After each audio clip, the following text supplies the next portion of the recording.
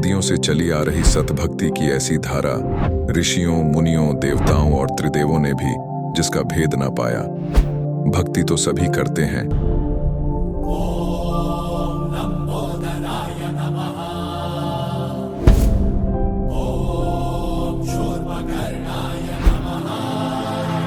और हरदम यह सोच रहती है कि रहने के लिए आलीशान घर हो, घूमने के लिए बड़े बड़े पार्क हो, खाने पीने के लिए स्वादिष्ट भोजन हो, हम कभी बीमार ना हो, कभी दुखी ना हो और कभी भी ना मरे।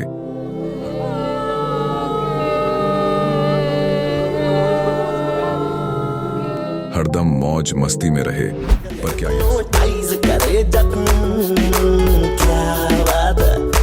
पर क्या यह संभव है?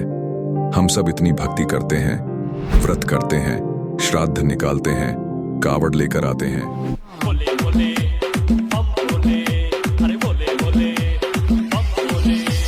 मंदिरों में जाकर मूर्ति पूजा करते हैं,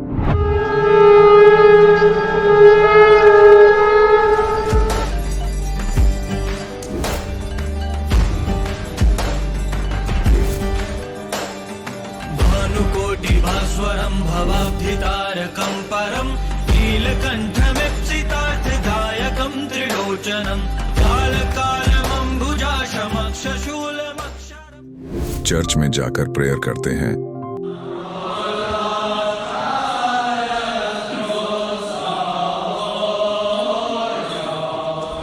मस्जिद में जाकर नमाज अदा करते हैं,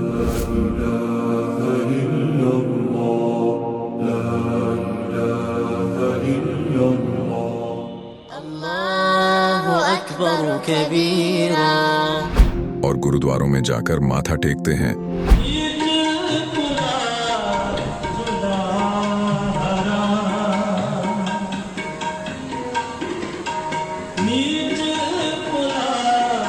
फिर भी दुखी क्यों है? लेकिन क्या आप जानते हैं वो कौन सी भक्ति है? वो भक्ति जिसने मीरा को जहर से बचा लिया, ध्रुव और प्रहलाद की रक्षा की, अंधे को आंखें और बहरे को कान दिए, कोढ़ी को काया दी, दुखियों को सुखी जीवन दिया, मरने वाले को जीवन दान दिया और लाइलाज बीमारियों को दूर किया। जब संत रामपाल जी महाराज जी से दीक्षा ले ली थी, उसके बाद जब उनका कुछ विद इन मंथ कैंसर में राहत मिली। जैसे हम लोग परमात्मा का आदेश आया, हम लोग हॉस्पिटल गए और ऑपरेशन कराया। भगत जी 1 रुपया का भी दवाई माता जी को खाना नहीं पड़ा, और जो डॉक्टर कैंसर है बताते थे, वही डॉक्टर के मुख से हमने ये सुना भगत जी कि ये चमत्कार कैसे हो गया। तो हॉस्पिटल में दिखाया तो कैंसर घोषित कर दिया डॉक्टर ने यहाँ। तो फिर इसके इलाज के लिए घूमे, इलाज भी नहीं हुआ, तो फिर घर पे थक के बैठ गए। कैंसर के लिए जिंदल हॉस्पिटल में रहा, उसके बाद सपड़ा हॉस्पिटल में रहा, उसके बाद जयपुर को दिखाया, उसमें कोई इलाज नहीं हुआ। संत रामपाल जी महाराज जी ने चरणामृत प्रसाद दिया और आशीर्वाद दिया और भक्ति ज्ञान दिया, और उसके बाद मैं तंदुरुस्त हूँ। हर दिन में अपना सब कुछ खाता हूँ, मुझे कोई समस्या नहीं। मेरे को बीमारी ये थी सर कि ब्लड ट्यूब में मेरे को एक प्रकार का पस आ गया था और इन्फेक्शन हो गया था। उस इन्फेक्शन को डॉक्टर लोग वो कह रहे थे कि इसमें आपको ऑपरेशन करना पड़ेगा। आश्रम पहुंचने में परमात्मा का नामदान लिया और जो उन्होंने मुझे उपदेश दिया, उस उपदेश देने के बाद उन्होंने आशीर्वाद दिया। आशीर्वाद देने के बाद तत्क्षण में मेरा ये रोग वहीं के वहीं दर्द बिल्कुल ठीक हो गया। भक्ति सभी करते हैं, लेकिन उपरोक्त लाभ सिर्फ सतभक्ति से ही प्राप्त होते हैं। आज भी सतभक्ति करने वाले हजारों लाखों लोगों को शास्त्र अनुसार भक्ति का अद्भुत अनुभव प्राप्त हो रहा है। आइए जानते हैं ऐसे ही लाखों श्रद्धालुओं में से एक सतभक्ति करने वाले इस श्रद्धालु का अनुभव। सर नमस्कार। सर क्या नाम है आपका? सरबजीत जी। कहाँ से हैं सर आप? मैं टारी तो आया जी, पंजाब तो आया। सर आपने संत रामपाल जी महाराज से नाम दीक्षा कब ली? संत रामपाल जी महाराज के 3 साल हो गए जी। सर संत रामपाल जी महाराज से नाम दीक्षा लेने से पहले आप क्या भक्ति साधना करते थे? भगती करते ही देवी देवतिਆਂ ਨੂੰ ਸਾਰਿਆਂ ਨੂੰ ਮੰਨਦੇ ਸੀਗੇ ਜੀ। ਸਰ ਗੁਰਦੁਆਰੇ ਵੀ ਜਾਣਾ, ਮੰਦਰ ਮਸੀਤ ਵੀ ਜਾਣਾ, ਜਿੱਥੇ ਵੀ ਕੋਈ ਕਹਿੰਦਾ ਸੀਗਾ ਉੱਥੇ ਜਾਣਾ, ਪਰ ਲਾਭ ਕੋਈ ਨਹੀਂ ਹੁੰਦਾ ਸੀਗਾ ਜੀ। सर आप संत रामपाल जी महाराज की शरण में कैसे आए? ਸੰਤ ਰਾਮਪਾਲ ਜੀ ਮਹਾਰਾਜ ਜੀ ਕੀ ਸ਼ਰਨ ਆਏ ਜੀ, ਜਿਨ੍ਹਾਂ ਦੇ ਮੈਂ ਨੌਕਰੀ ਕਰਦਾ ਸੀਗਾ। ਉਹਨਾਂ ਨੇ ਨਾਮਦੇਸ਼ ਲਿਆ ਸੀਗਾ ਜੀ, ਨਾਮਦੇਸ਼ ਲਿਆ ਸੀਗਾ ਤੇ ਉਹਨਾਂ ਨੇ ਮੈਨੂੰ ਨਹੀਂ ਦੱਸਿਆ ਜੀ। ਤੇ ਮੈਨੂੰ ਕਹਿੰਦੇ ਵੀ ਮੋਗੇ ਚੜਾ ਜਾ। ਮੈਂ ਮੋਗੇ ਚੜਾ ਗਿਆ ਟ੍ਰੇਨ ਤੇ ਜੀ। ਤੇ ਉਹ ਬਰਵਾਲੇ ਗਏ ਸੀਗੇ, ਨਾ ਮੈਨੂੰ ਪਤਾ ਹੀ ਨਹੀਂ ਸੀਗਾ ਵੀ ਕਿੱਥੇ ਗਏ ਸੀਗੇ ਕਿੱਥੇ ਨਹੀਂ ਗਏ ਸੀ। ਚਲੋ ਦੂਜੇ ਦਿਨ ਗੱਲਾਂ ਕਰਨ ਲੱਗ ਗਏ ਆਈ ਦੀ, ਤੇ ਮੈਂ ਵੀ ਦਾਰੂ ਮੈਂ ਪੀਂਦਾ ਹੁੰਦਾ ਸੀਗਾ, ਦਾਰੂ ਪੀਣੀ, ਮੀਟ ਵੀ ਖਾਣਾ, ਸ਼ਰਾਬ ਬਹੁਤ ਬਰਿਆਈ ਵੀ ਬਥੇਰੀ ਕੀਤੀ ਹੈ ਜੀ। ਐਵੇਂ ਕਦੇ ਕੁਛ ਨਹੀਂ ਮੈਂ ਨਸ਼ਾ ਛੱਡਿਆ, ਸਾਰੇ ਕਰਕੇ ਵੇਖੇ ਆ ਜੀ। ਉਦੋਂ ਬਾਅਦ ਜੀ ਉਹਨਾਂ ਨੇ ਭੈਣ ਜੀ ਦੀ ਬੋਲੇ ਵੀ ਮੈਂ ਕਿਹਾ ਵੀ ਮੈਂ ਵੀ ਨਾ ਹੁਣ ਅੰਮ੍ਰਿਤਸਰ ਜਾਊਂਗਾ। ਦਾੜੀ ਮੈਂ ਰੱਖ ਲਈ ਸੀਗੀ ਜੀ ਐਡੀ, ਅੰਮ੍ਰਿਤਸਰ ਜਾਊਂਗਾ, ਨਾਮ ਮੈਂ ਵੀ ਅੰਮ੍ਰਿਤ ਛਕ ਕੇ ਆਉਣਾ, ਮੈਂ ਵੀ ਗੁਰੂ ਵਾਲਾ ਬਣਨਾ। ਕਹਿੰਦੇ ਗੁਰੂ ਤੋਂ ਬਗੈਰ ਮੁਕਤੀ ਨਹੀਂ ਹੋ ਸਕਦੀ। ਇਹਨਾਂ ਨੂੰ ਜੀ ਕਹਿੰਦੇ ਵੀ ਜੇ ਤੈਨੂੰ ਗੁਰੂ ਪੂਰਨ ਮਿਲਾ ਦਈਏ। ਮੈਂ ਕਿਹਾ ਵੀ ਜੀ ਗੁਰੂ ਕਿਵੇਂ ਪੂਰਨ ਮਿਲੂਗਾ, ਵੀ ਇਦੋਂ ਵੱਡਾ ਤਾਂ ਹੈ ਹੀ ਨਹੀਂਗਾ ਵੀ ਅੰਮ੍ਰਿਤ ਛਕ ਲਿਆ। ਅਤੇ ਉਹ ਆ ਮੈਂ ਕਿਹਾ 10ਵੇਂ ਪਾਤਸ਼ਾਹ ਉਹਨਾਂ ਨੇ ਇੰਨਾ ਪਰਿਵਾਰ ਵਾਰਤਾ, ਉਹ ਮੈਂ ਕਿਹਾ ਵੀ ਠੀਕ ਆ। ਅਤੇ ਉਹਨਾਂ ਨੇ ਜੀ ਮੈਨੂੰ 3 ਦਿਨ ਇਹ ਗੱਲਾਂ ਗੁਰੂ ਜੀ ਦੀਆਂ ਦੱਸੀਆਂ ਵੀ ਬਾਬੇ ਗੁਰੂ ਨਾਨਕ ਦਾ ਕਬੀਰ ਗੁਰੂ ਸੀਗਾ, ਵੀ ਉਹ ਪ੍ਰਮਾਤਮਾ ਸੀਗੇ। ਅਤੇ ਇੱਕ ਦਿਨ ਮੈਂ ਸੁਬਾਹ ਨੂੰ ਆਇਆ ਅਤੇ ਮੈਨੂੰ ਆਖਦੇ ਨਾ ਵੀ ਉੱਥੋਂ ਨਾ ਜਿਹੜੇ ਕਮਰੇ ਦੇ ਵਿੱਚੋਂ ਸਰੂਪ ਪਏ ਆ ਅਤੇ ਉਹ ਪਾਸੇ ਚੱਕ ਦੇ। ਮੈਂ ਕਿਹਾ ਵੀ ਚਲੋ ਚੱਕ ਦਿੰਦਾ ਜੀ। ਉਹ ਚੱਕੇ ਜੀ, ਅਤੇ ਬਾਬੇ ਗੁਰੂ ਨਾਨਕ ਦੀ ਉਹ ਜੋਤ ਕਰਦੇ ਹੁੰਦੇ ਸੀ, ਮੈਂ ਉਹ ਛੱਡਤੀ। ਦੂਜੇ ਸਾਰੇ ਸਰੂਪ ਚੱਕ ਦਿੱਤੇ ਅਤੇ ਫੋਟੋ ਫਾਟੋਆਂ ਸੇ ਲਾਹਤੀਆਂ। ਉਹ ਕਹਿੰਦੇ ਮਗਰੇ ਉਹ ਭੈਣ ਜੀ ਆ ਗਏ, ਕਹਿੰਦੇ ਆਹ ਨਹੀਂ ਚੱਕੇ। ਮੈਂ ਕਿਹਾ ਜੀ ਇਹ ਤਾਂ ਤੁਸੀਂ ਜੋਤ ਕਰਦੇ ਆ ਜੀ। ਕਹਿੰਦੇ ਇਹ ਵੀ ਚੱਕ ਦੇਣੀ ਸੀਗੀ। ਮੈਂ ਕਿਹਾ ਜੀ ਇਹ ਕੀ ਗੱਲ, ਮੇਰੇ ਹੋਰ ਹੀ ਮਨ ਨੂੰ ਉਦੋਂ ਖੜਕ ਲੱਗੀ ਵੀ ਇਹ ਕੀ ਬਣੂਗਾ, ਵੀ ਇਹ ਕਿਹੜੇ ਸੰਤਾਂ ਕੋਲੇ ਜਾ ਵੜੇ ਜਿਹੜੇ ਬਾਬੇ ਗੁਰੂ ਨਾਨਕ ਦੀ ਵੀ ਜੋਤ ਨਹੀਂ ਕਰਨੀ। ਉਹ ਕਹਿੰਦੇ ਨਹੀਂ, ਹੁਣ ਪੂਰਨ ਪਰਮਾਤਮਾ ਦੀ ਜੋਤ ਕਰਨੀ ਆ, ਜੋ ਬਾਬੇ ਗੁਰੂ ਨਾਨਕ ਦਾ ਗੁਰੂ ਸੀਗਾ ਕਬੀਰ ਸਾਹਿਬ। ਮੈਂ ਕਿਹਾ ਅੱਛਾ ਜੀ, ਇਹ ਗੱਲ ਹੋਈ। ਚਲੋ ਉਹਨੇ ਨੂੰ ਦੀ ਚਾਹ ਪੀਤੀ, ਮੈਂ ਟਰੈਕਟਰ ਲੈ ਕੇ ਪੈਲੀ ਵਾਹੁਣ ਚਲਿਆ ਗਿਆ। ਮੇਰੇ ਸਾਰੀ ਦਿਹਾੜੀ ਇਹ ਮਨ ਦੇ ਵਿੱਚ ਆਉਂਦੀ ਰਹੀ ਵੀ ਹੁਣ ਮੈਂ ਕੀ ਕਰਾਂ, ਵੀ ਅੰਮ੍ਰਿਤਸਰ ਜਾਵਾਂ, ਵੀ ਇਹ ਵੀ ਗਿਆਨ ਵੀ ਇਹ ਸਹੀ ਬੋਲ ਰਹੇ ਆ, ਬੜਾ ਪ੍ਰੇਮ ਦਾ ਗਿਆਨ, ਅਤੇ ਕੋਈ ਐਡਾ ਔਖਾ ਵੀ ਹੈ ਨਹੀਂ ਗਾ। ਨਾਮ ਕਹਿੰਦੇ ਉੱਠ ਤਾਂ ਨਾਮ ਬੈਠ ਤਾਂ ਵੀ ਜਿਵੇਂ ਮਰਜ਼ੀ ਲੇਟ ਕੇ ਵੀ ਕਰ ਲਓ, ਪੈ ਕੇ ਵੀ ਕਰ ਲਓ, ਕੰਮ ਕਰਦੇ ਵੀ ਕਰ ਲਓ, ਵੀ ਇਹ ਵੀ ਸੌਖਾ। ਮੈਂ ਕਿਹਾ ਵੀ ਨਹੀਂ ਸ਼ਾਇਦ ਕਿਤੇ ਹੋਰ ਆ, ਵੀ ਜਿਵੇਂ ਹੋਰ ਸੰਤ ਵੀ ਹੈਗੇ ਆ, ਕੋਈ ਆਪੋ ਆਪਣਾ ਗਿਆਨ ਦੇਈ ਜਾਂਦੇ ਆ ਜੀ। ਨਹੀਂ ਮੈਂ ਅੰਮ੍ਰਿਤਸਰ ਹੀ ਜਾਊਂਗਾ ਜੀ। ਇਹਦੇ ਨੂੰ ਕੀ, ਜਦੋਂ ਦੂਜੀ ਵਾਰ ਰਾਤ ਨੂੰ ਮੈਂ ਦਾਰੂ ਪੀ ਲੈਂਦਾ ਸੀਗਾ ਜੀ। ਜਦੋਂ ਦੂਜੇ ਦਿਨ ਫੇਰ ਮੈਨੂੰ ਆਖਿਆ ਭੈਣ ਜੀ ਨੇ ਮੈਨੂੰ ਸੁਣਾਈ ਵੀ ਵਈ ਨਦੀ 'ਤੇ ਬਾਬੇ ਗੁਰੂ ਨਾਨਕ ਨੂੰ ਜਿੰਦਾ ਮਹਾਤਮਾ ਦੇ ਰੂਪ ਦੇ ਵਿੱਚ ਪ੍ਰਮਾਤਮਾ ਮਿਲੇ ਸੀਗੇ, ਅਤੇ ਉਹਨਾਂ ਨੇ ਬਾਬੇ ਗੁਰੂ ਨਾਨਕ ਦਾ ਵੀ ਗੁਰੂ ਉਹੀ ਆ। ਅਤੇ ਮੈਂ ਇਹਨੇ ਨੂੰ ਜਦੋਂ ਦੂਜੀ ਵਾਰ ਗਏ ਅਤੇ ਮੈਂ ਤੜਕੇ ਨੂੰ ਫੇਰ ਟਰੈਕਟਰ ਜੋੜ ਕੇ ਖੇਤ ਗਿਆ, ਅਤੇ ਮੇਰਾ ਉਹਦੇ ਐਡਾ ਮਨ, ਅੱਖਾਂ 'ਚੋਂ ਮੇਰੇ ਪਾਣੀ ਡਿੱਗਣ ਵੀ ਮੈਂ ਹੁਣ ਕਰਾਂ ਕੀ। ਮੈਂ ਇਹ ਨਿੱਤ ਉੱਠਣਾ ਸਵਖਤੇ ਅਰਦਾਸ ਕਰਨੀ, ਇਹ ਪ੍ਰਮਾਤਮਾ ਜਿੱਧਰ ਸੱਚ ਦਾ ਰਸਤਾ ਮੈਨੂੰ ਉੱਧਰ ਲੈ ਜਾ। 3 ਦਿਨ ਮੈਂ ਇਹੀ ਕਰਦਾ ਰਿਹਾ ਜੀ। ਮੈਂ ਅਰਦਾਸਾਂ ਕਰਨੀਆਂ ਰਾਤ ਨੂੰ ਵੀ ਇਹ ਪ੍ਰਮਾਤਮਾ ਜਿੱਧਰ ਰਸਤਾ ਸਹੀ ਆ ਮੈਨੂੰ ਉੱਧਰ ਲੈ ਚੱਲੋ। ਜੇ ਅੰਮ੍ਰਿਤਸਰ ਰਸਤਾ ਸਹੀ ਆ, ਅੰਮ੍ਰਿਤ ਛਕਣ ਤੋਂ ਮੁਕਤੀ ਹੋ ਸਕਦੀ ਆ ਤਾਂ ਉੱਧਰ ਲੈ ਚੱਲੋ। ਜੇ ਮੁਕਤੀ ਇੱਧਰ ਜਾ ਕੇ ਬਰਵਾਲੇ ਹੋ ਸਕਦੀ ਆ, ਗੁਰੂ ਰਾਮਪਾਲ ਤੋਂ ਨਾਮ ਲੈ ਕੇ ਮੁਕਤੀ ਹੋ ਸਕਦੀ ਆ, ਤਾਂ ਮੈਨੂੰ ਇੱਧਰ ਲੈ ਜਾਓ। ਬਸ ਜੀ 6 ਦਿਨਾਂ ਦੇ ਵਿੱਚ ਮੇਰਾ ਐਸਾ ਮਨ ਹੋ ਗਿਆ। ਫਿਰ ਮੈਂ ਰਾਤ ਦਿਨ ਦਾਰੂ ਮੈਂ ਪੀ ਲੈਂਦਾ ਸੀਗਾ, ਅਤੇ ਫਿਰ ਮੈਂ ਭੈਣ ਜੀ ਨੂੰ ਆ ਕੇ, ਭੈਣ ਜੀ ਵੀ ਤੁਸੀਂ ਮੈਨੂੰ ਉੱਦੇ ਲਿਜਾਣਾ ਜਿੱਦੇ ਮੈਂ ਮਰ ਗਿਆ। ਉਹ ਕਹਿੰਦੇ ਕਿਉਂ? ਮੈਂ ਕਿਹਾ ਕਿਉਂ ਕਿ ਗੁਰੂ ਤਾਂ ਕਹਿੰਦੇ ਇਹ ਤਾਂ ਸਾਧਤ ਇੱਕ ਪਤਾ ਨਹੀਂ ਗਾ ਜੀ, ਵੀ ਹੁਣ ਪਤਾ ਨਹੀਂ ਆਵੇ ਚਾਹੇ ਨਾ ਆਵੇ, ਅਤੇ ਗੁਰੂ ਕਰਨਾ ਜ਼ਰੂਰੀ ਚੰਗੀ ਗੱਲ ਆ। ਫਿਰ ਭੈਣ ਜੀ ਆਂਦੇ ਚਲੋ ਠੀਕ ਆ, 1-2 ਆਪਣੇ ਹੋਰ ਭਗਤ ਆ ਵੀ ਉਹਨਾਂ ਨਾਲ ਸੰਪਰਕ ਕਰਕੇ ਆ ਵੀ ਉਹ ਆਪਾਂ ਨੂੰ ਚੱਲੋ। ਮੈਂ ਕਿਹਾ ਮੈਂ ਉਹਨਾਂ ਕੋਲੇ ਗਿਆ ਜੀ। ਉਹ ਕਹਿੰਦੇ ਜਾਂ ਤਾਂ ਭਗਤ ਜੀ ਪਹਿਲਾਂ ਦੱਸਣਾ ਸੀ। ਮੈਂ ਕਿਹਾ ਵੀ ਮੈਂ ਤਾਂ ਨਹੀਂ ਰੁਕ ਸਕਦਾ, ਮੈਂ ਤਾਂ ਤੜਕੇ ਨੂੰ ਜਾਣਾ ਭਾਵੇਂ ਮੈਨੂੰ ਕੁਛ ਵੀ ਹੋ ਜਾਵੇ। ਜੇ ਮੈਂ ਕਿਹਾ ਮੌਤ ਦਾ ਤਾਂ ਪਤਾ ਹੀ ਨਹੀਂ ਕਿ ਵੀ ਕਦੋਂ ਹੋ ਜਾਣੀ ਆ। ਫਿਰ ਮੈਂ ਭੈਣ ਜੀ ਨੂੰ ਆਖਿਆ ਭੈਣ ਜੀ ਮੈਂ ਕਿਹਾ ਤੁਸੀਂ ਗਏ ਆ ਅਤੇ ਤੁਸੀਂ ਜਾ ਨਹੀਂ ਸਕਦੇ ਮੇਰੇ ਸਾਥ? ਕਹਿੰਦੇ ਵੀ ਚੱਲ ਠੀਕ ਆ, ਤੜਕੇ ਨੂੰ ਤੂੰ ਆ ਜੀ। ਇੰਨੀ ਮੈਂ ਦਾਰੂ ਮੇਰੀ ਫੁੱਲ ਪੀਤੀ ਜੀ। ਤੜਕੇ ਨੂੰ ਮੈਨੂੰ ਕਿੱਥੇ ਜੀ, ਮੈਨੂੰ 2 ਵਜੇ ਜਾਗ ਆ ਗਈ ਜੀ। ਮੈਂ ਉਸ ਵਾਸਤੇ 4 ਵਜੇ ਭੈਣ ਜੀ ਕੇ ਘਰੇ ਗਿਆ। ਮੈਂ ਕਿਹਾ ਭੈਣ ਜੀ, ਉਹ ਕਹਿੰਦੇ ਨਹੀਂ 7 ਵਜੇ ਟ੍ਰੇਨ ਆਉਣੀ, ਆਪਾਂ ਉਦੋਂ ਚੱਲਣਾ ਜੀ। ਮੈਂ ਕਿਹਾ ਚਲੋ ਠੀਕ ਆ ਜੀ। ਮੈਂ ਬੈਠਾ ਰਿਹਾ ਜੀ। ਦੂਜੇ ਅਸੀਂ 7 ਵਜੇ ਇੱਥੋਂ ਟ੍ਰੇਨ ਬਹਿ ਗਏ ਜੀ ਬਰਵਾਲੇ ਨੂੰ। ਤੇ ਰਾਹ ਦੇ ਵਿੱਚ ਮੈਨੂੰ ਤਾਂ ਪਤਾ ਹੀ ਨਹੀਂ ਸੀਗਾ ਵੀ ਕਿਵੇਂ ਉਹ ਨਾਮਦੇਸ਼ ਦਿੰਦੇ ਆ, ਕਿਵੇਂ ਉਹ ਤੇ ਹੁੰਦਾ। ਜਦੋਂ ਰਾਹ 'ਚ ਅਸੀਂ ਧੂਰੀ ਦੇ ਕੋਲ ਪਹੁੰਚੇ ਨਾ ਜੀ, ਤੇ ਭੈਣ ਜੀਆਂ ਦੇ ਕੋਈ ਭਗਤ ਮਿਲ ਜਾਵੇ ਨਾ ਤੇ ਫੇਰ ਕੋਈ ਵੀ ਤੈਨੂੰ ਨਾਮਦੇਸ਼ ਦਵਾ ਦੇਵੇ। ਮੈਂ ਕਿਹਾ ਕਿਉਂ ਭੈਣ ਜੀ, ਤੁਸੀਂ ਨਾਮਦੇਸ਼ ਲੈ ਕੇ ਆਏ ਹੋ ਗੁਰੂ ਜੀ ਤੋਂ, ਤੇ ਮੈਨੂੰ ਕੀ ਗੱਲ ਆ ਵੀ? ਕਹਿੰਦੇ ਨਹੀਂ, ਕੋਈ ਭਗਤ ਮਿਲ ਜਾਵੇ ਨਾ ਫਿਰ ਤੁਹਾਨੂੰ ਸਮਝਾ ਦੂ ਕਿਵੇਂ ਪ੍ਰਣਾਮ ਕਰਨੀ ਆ, ਕਿਵੇਂ ਸਮਝਣਾ, ਉੱਥੇ ਤੈਨੂੰ ਸਮਝ ਨਹੀਂ। ਮੈਂ ਕਿਹਾ ਵੀ ਠੀਕ ਆ। ਮੇਰੇ ਵੀ ਚਿੰਤਾ ਲੱਗ ਗਈ ਜੀ। ਚਿੰਤਾ ਇਹ ਜਦੋਂ ਅਸੀਂ ਉਦੋਂ ਬਾਅਦ ਧੂਰੀ ਨਿੰਘੇ ਆ ਜੀ, ਇੱਕ ਭਗਤ ਤੇ ਉਹ ਸਾਡੇ ਕੋਲੇ ਹੀ ਆ ਕੇ ਬਹਿ ਗਿਆ ਟ੍ਰੇਨ ਦੇ। ਤੇ ਉਹ ਕਹਿੰਦਾ ਜੀ ਕਿੱਥੇ ਜਾਣਾ ਜੀ? ਇਹ ਕਿਹਾ ਬਰਵਾਲੇ ਜਾਣਾ। ਉਹ ਕਹਿੰਦਾ ਮੈਂ ਵੀ ਬਰਵਾਲੇ ਜਾਣਾ। ਤੇ ਕਹਿੰਦਾ ਜੀ ਭੈਣ ਜੀਆਂ ਦੇ ਵੀ ਇਉਂ ਕਰੋ ਵੀ ਤੁਸੀਂ ਕਿਹੜੇ ਥਾਂ ਜਾਣਾ? ਕਹਿੰਦਾ ਵੀ ਮੈਂ ਗੁਰੂ ਰਾਮਪਾਲ ਜੀ ਦੇ ਜਾਣਾ। ਇਹ ਕਿਹਾ ਵੀ ਅਸੀਂ ਵੀ ਉੱਥੇ ਹੀ ਜਾਣਾ। ਸਰ ਕਿਹਾ ਵੀ ਭੈਣ ਜੀਆਂ ਦੇ ਵੀ ਚਲੋ ਆਦਾ ਸਾਥ ਬਣ ਗਿਆ, ਬਹੁਤ ਵਧੀਆ ਗੱਲ ਹੋ ਗਈ ਤੇ ਪ੍ਰਮਾਤਮਾ ਦੀ ਦਇਆ ਹੋ ਗਈ। ਕਹਿੰਦੇ ਵੀ ਇਹ ਮੁੰਡਾ ਹੈਗਾ ਜੀ, ਇਹਨੂੰ ਨਾਮਦੇਸ਼, ਇਹਨੂੰ ਪਤਾ ਨਹੀਂਗਾ ਕੋਈ। ਉਹ ਕਹਿੰਦਾ ਮੈਂ ਜ਼ਰੂਰ ਦਵਾਊਂਗਾ ਜੀ ਤੇ ਤੁਸੀਂ ਬੇਚਿੰਤਾ ਹੋ ਜਾਓ। ਚਲੋ ਜੀ ਉੱਥੋਂ ਉਹਨਾਂ ਨੇ ਜਦੋਂ ਅਸੀਂ ਅੰਦਰ ਗਏ, ਇੰਨੀ ਸ਼ਾਂਤੀ ਜੀ ਉੱਥੇ, ਬਈ ਕਿਆ ਮੇਰਾ ਤਾਂ ਮਨ ਗਦ ਹੋ ਗਿਆ ਜੀ। ਇੰਨੀ ਕਿਤੇ ਜਮਾਂ ਵੀ ਆ ਮੈਂ ਜਿਉਂ ਇੰਨਾ ਹੋ ਗਿਆ, ਮੈਨੂੰ ਸ਼ਾਂਤੀ ਆਈ ਨਹੀਂ ਕਿਤੇ ਮਨ ਨੂੰ। ਜਦੋਂ ਅੰਦਰ ਹੀ ਦਰਵਾਜ਼ੇ ਦੇ ਅੰਦਰ ਗਏ, ਇੰਨਾ ਉੱਥੇ ਪਿਆਰ ਮਿਲਿਆ ਜਿਵੇਂ ਵੀ ਇਹ ਪਹਿਲਾਂ ਵੀ ਆਉਂਦੇ ਰਹੇ ਇੱਥੇ ਜੀ।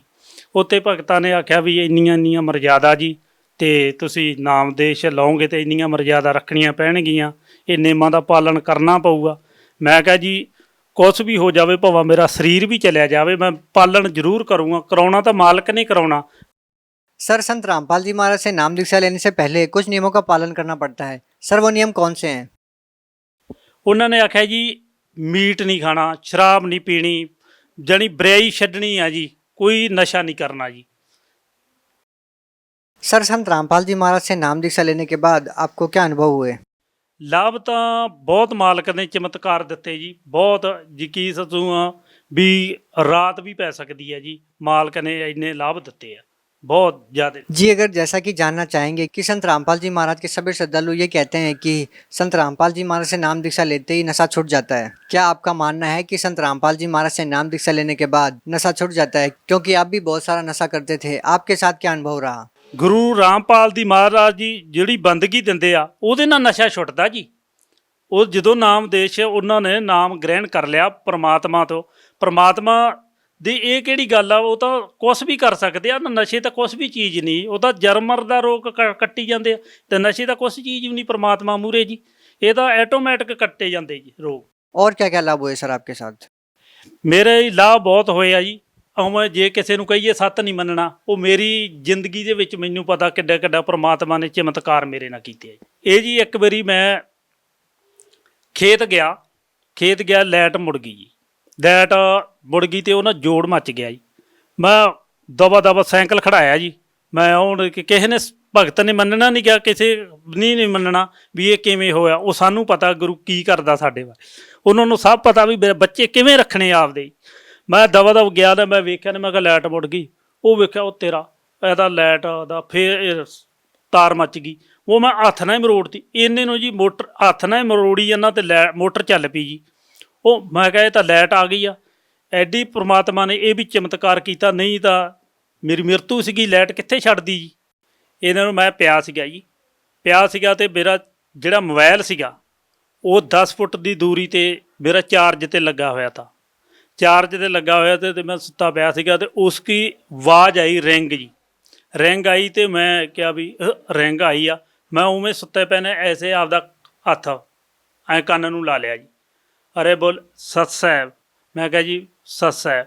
कहते भगत जी आप सभी भगतों को बताएंगे भी जिसनों पहला मंत्र मिलिया पहला, सतनाम मिलिया तो सतनाम का सिमरन प्यार न करते रहना, सिमरन करते रहना परमात्मा का। वो बंदगी जरूर, बंदगी तो जमा दूर नहीं होना, बंदगी करते रहना। वो परमात्मा का टाइम आ गया। मैं कहा जी ठीक है जी, जरूर सबनों बतावांगे। अच्छा, मैं कहा ये कोई भगत का फोन हो गया। जो इस फिर दोबारा बोले गुरु जी ये बेटा सब भगतों को बताएंगे। मैं कहा ये तो गुरु जी। मैं कहा गुरु जी सत साहब गुरु जी आंदे सब बेटा बताना। मैं कहा जी जरूर सबको बताऊंगा।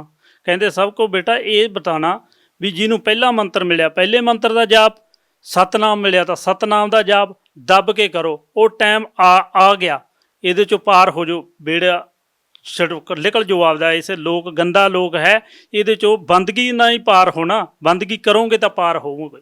ਮੈਂ ਕਿਹਾ ਜੀ ਸਭ ਕੋ ਬਤਾਊਂਗਾ, ਸਭ ਭਗਤੋਂ ਕੋ ਬਤਾ। ਵੀ ਉਹਨਾਂ ਨੇ ਆਖਿਆ ਵੀ ਜਦੋਂ ਵੇਖਿਆ, ਮੈਂ ਕਿਹਾ ਵੀ ਚਲੋ, ਮੈਂ ਥੱਲੇ ਰੱਖਿਆ ਹੱਥ, ਵੇਖਿਆ ਤਾਂ ਹੱਥ 'ਚ ਮੇਰੇ ਮੋਬਾਈਲ ਹੀ ਹੈ ਨਹੀਂ ਸੀ। ਮੈਂ ਜਦੋਂ ਮੈਂ ਉੱਠ ਕੇ ਵੇਖਿਆ, ਬੈਠਾ 4 ਚੁਫੇਰੇ ਵੇਖਿਆ, ਮੋਬਾਈਲ ਮੇਰਾ 10 ਫੁੱਟ ਦੀ ਦੂਰੀ 'ਤੇ ਚਾਰਜ 'ਤੇ ਲੱਗਾ ਸੀਗਾ, ਸਿਲਫ ਦੇ ਉੱਪਰ ਹੀ। ਜਦੋਂ ਮੈਂ ਕਿਹਾ ਵੀ ਇਹ ਕਿਆ ਹੋ ਗਿਆ, ਮੈਂ ਉੱਠਿਆ 4 ਚੁਫੇਰੇ ਵੇਖਿਆ, ਮੈਂ ਆਪਦੇ ਬੱਚਿਆਂ ਨੂੰ ਵੀ ਆਖਿਆ, ਉਹ ਮੈਂ ਕਿਹਾ ਗੁਰੂ ਜੀ ਤਾਂ ਐਸ ਕਰਕੇ ਫੋਨ 'ਤੇ ਆ ਗਿਆ, ਐਸੇ ਗੱਲ। ਉਹ ਕਹਿੰਦੇ ਹਾਂ ਗੁਰੂ ਜੀ ਕੀ ਨਹੀਂ ਕਰ ਸਕਦੇ, ਗੁਰੂ ਜੀ ਤਾਂ ਆਪਣੇ ਘਰੇ ਵੀ ਆ ਜਾਂਦੇ ਆ। ਮੈਂ ਕਿਹਾ ਅੱਛਾ, ਗੁਰੂ ਉਹਨਾਂ ਨੇ ਤਾਂ ਬਹੁਤ ਕੁਛ, ਗੁਰੂ ਜੀ ਨੇ ਤਾਂ ਬਹੁਤ। ਮੈਂ ਸਾਰਿਆਂ ਨੂੰ ਇਸੇ ਕਾਰਨ ਬਤਾਇਆ ਜੀ। ਫਿਰ ਉਹ ਕਹਿੰਦੇ ਸਭ ਕੋ ਭਗਤ ਜੀ, ਸਭ ਕੋ ਬੇਟਾ, ਸਭ ਕੋ ਬਤਾਉਣਾ। ਸੰਗਤ ਹੁੰਦੀ ਸੀਗੀ ਜੀ, ਪਿੰਡ ਦੇ ਵਿੱਚ ਹੁੰਦੀ ਸੀਗੀ, ਸਾਡੇ ਪਿੰਡ 'ਚ ਵੀ ਸੰਗਤ ਹੋਈ ਸੀਗੀ।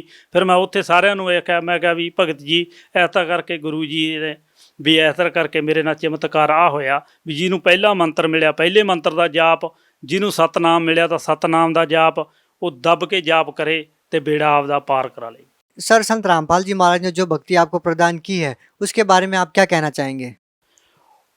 संत रामपाल जी महाराज जी ਜਿਹੜੇ ਆ ਨਾ ਭਗਤੀ ਉਹ ਦਿੰਦੇ, ਸਭ ਤੋਂ ਵੱਡਾ ਜਨਮ ਮਰਨ ਦਾ ਰੋਗ ਆ ਜੀ। ਇਹ ਬਾਬੇ ਗੁਰੂ ਨਾਨਕ ਨੇ ਇਹੀ ਬੰਦਗੀ ਕੀਤੀ ਹੈ ਜੀ, ਇਸੇ ਨਾਲ ਜਨਮ ਮਰਨ ਕੱਟਿਆ ਜਾ ਸਕਦਾ ਹੈ। सर, आप भगत समाज को क्या संदेश देना चाहते हैं? ਭਗਤ ਸਮਾਜ ਜੋ ਇਹੀ ਮੈਂ ਹੱਥ ਪ੍ਰਾਰਥਨਾ ਹੀ ਕਰਦਾ ਜੀ, ਹੱਥ ਜੋੜ ਕੇ ਵੀ ਗੁਰੂ ਰਾਮਪਾਲ ਜੀ महाराज जी को नाम दीक्षा लो तो अपना कल्याण कराओ। सर, श्रद्धालु संत रामपाल जी महाराज से नाम दीक्षा कैसे ले सकते हैं? ਇਹ ਜੀ ਵੇਖੋ, ਹੁਣ ਤਾਂ ਜ਼ਿਲ੍ਹਿਆਂ ਦੇ ਵਿੱਚ ਬਹੁਤ ਥਾਂ ਚੈਨਲ 'ਤੇ ਇੱਕ ਥੱਲੇ ਪੀਲੀ ਪੱਟੀ ਦੇ ਉੱਤੇ ਆਉਂਦੇ ਨੰਬਰ ਆਉਂਦੇ ਆ ਜੀ, ਉਹ ਕਿਸੇ ਵੀ ਸੰਪਰਕ ਕਰ ਸਕਦੇ, ਫੋਨ ਕਰਕੇ ਤੇ ਤੁਸੀਂ ਜੁੜ ਸਕਦੇ ਜੀ ਨਾਲ। सर, संत रामपाल जी महाराज अन्य संतों से कैसे भिन्न है? ਇਹ ਜੀ ਸਭ ਤੋਂ ਇਹ ਗੁਰੂ ਜੀ ਆ ਵੀ ਸਾਰੇ ਵੇਦ, ਚਾਰੇ ਵੇਦ, ਗੀਤਾ, ਕੁਰਾਨ ਸ਼ਰੀਫ, ਬਾਈਬਲ, ਗੁਰੂ ਗ੍ਰੰਥ ਸਾਹਿਬ, ਬਾਲਾ ਸਾਖੀ, ਸੰਦਲੀ ਪ੍ਰਾਣ, ਇਹ ਸਾਰਾ ਵਿਖਾਉਂਦੇ ਆ ਜੀ। ਕਿਸੇ ਅੱਜ ਤੱਕ ਕਿਸੇ ਸੰਤ ਨੇ ਇਹ ਵਿਖਾਇਆ ਹੀ ਨਹੀਂ ਜੀ। सर, बहुत बहुत धन्यवाद। सच है।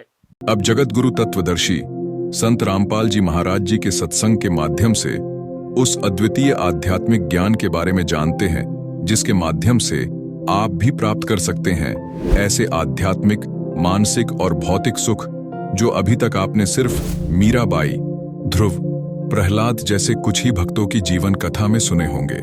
अब सुनिए तत्वदर्शी संत के संग शास्त्र अनुकूल भक्ति सत्संग, ऐसा अद्वितीय आध्यात्मिक ज्ञान जिसका है सर्वधर्मों के पवित्र शास्त्रों में प्रमाण। तत्वदर्शी संत ना मिलने से ये ज्ञानी आत्मा, अच्छी आत्मा भी मेरे वाली अनुत्तम श्रीमद् भगवत गीता अध्याय नंबर 7 के 16, 17, 18 में ये अपने विषय में बता रहा है। 16 और 17 में तो इसने चारों का विवेचन दे दिया, अर्थार्थी, अर्थ और जिज्ञासु का और ज्ञानी का। अब गीता अध्याय नंबर 7 के श्लोक नंबर 18 में ये स्पष्ट कर देता है, गीता ज्ञानदाता ब्रह्म, ये काल भगवान, ये कहता है कि ज्ञानी आत्मा है तो अच्छी उदार है, लेकिन इनको तत्वदर्शी संत ना मिलने से ये मेरे तक ही सीमित रहे और मेरे वाली अनुत्तम, 7वें अध्याय के 18वें श्लोक में एक अनुत्तम शब्द है, अनुत्तमाम। एक तो अनुत्तम होता है, एक अनुत्तमाम, अति घटिया, एक उच्च, एक उच्चतम, सर्वोच्च, सबसे घटिया मेरी साधना है, उसमें ये आश्रित हो गए। अब कहते हैं ये ज्ञानी सभी उद्धार हैं, लेकिन ये मेरे वाली घटिया में अनुत्तम, अश्रेष्ठ गति में ही श्रेष्ठ रहे। ब्रह्म की साधना क्या है? ओम नाम का मंत्र, और ओम नाम से क्या प्राप्ति होती है? ब्रह्मलोक।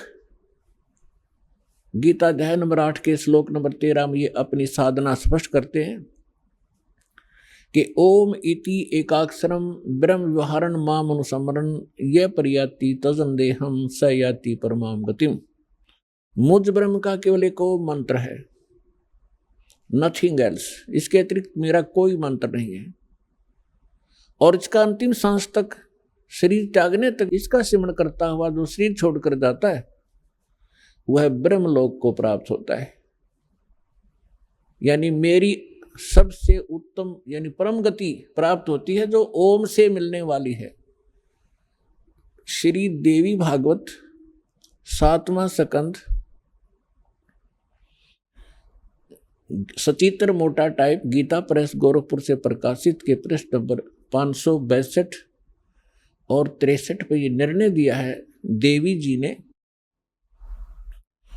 राजा हिमालय को वो ज्ञानोपदेश कर रहे हैं। वो कहती है कि मेरी साधना भी छोड़ दे जिसने मोक्ष चाहिए।